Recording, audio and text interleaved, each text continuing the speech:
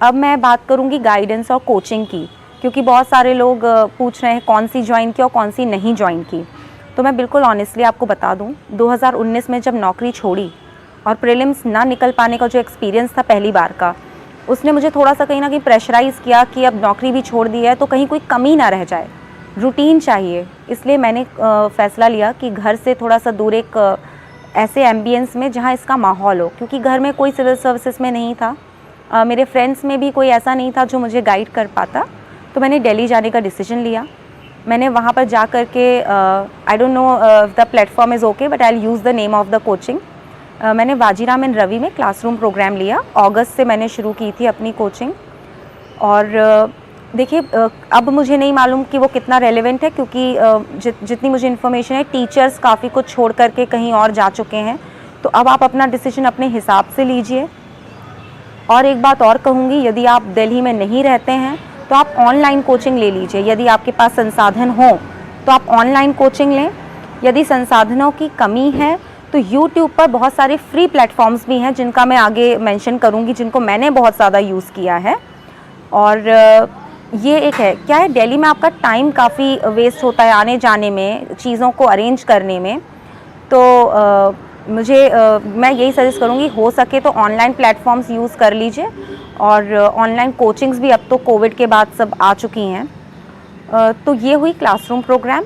Test series की बात करूँ तो प्रीलिम्स में एज सच कुछ स्पेसिफिक नहीं था, मिक्स कर ली मैंने 3-4 कोचिंग्स की। विजन आईएएस की प्रीलिम्स, इनसाइट्स आईएएस और आईएएस बाबा, इनका बहुत अगर आप तीनों को मिला करके करेंगे तो काफ़ी एक आपको वैरायटी मिल जाएगी क्वेश्चंस में।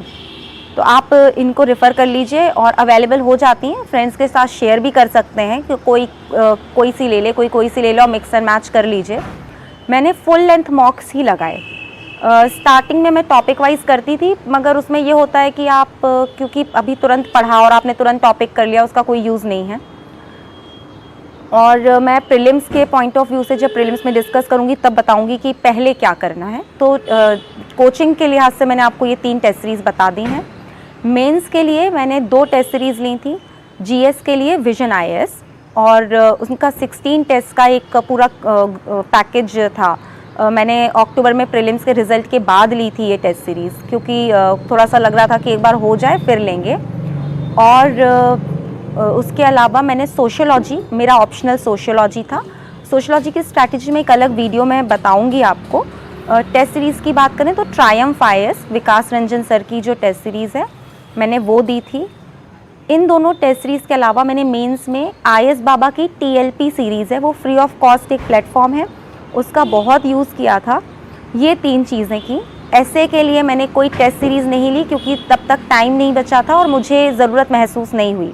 मैं अपनी एसए की स्ट्रैटेजी में उसे कवर करती हूँ। और बात करें कि अब जो इतना लग रहा है कि हर कोचिंग में नाम है, उसका रीज़न ये है कि इंटरव्यू स्टेज में जब मैं आई तो इंटरव्यूज़ के लिए क्या होता है कि अब यहाँ तक आगे कोई कमी ना रह जाए।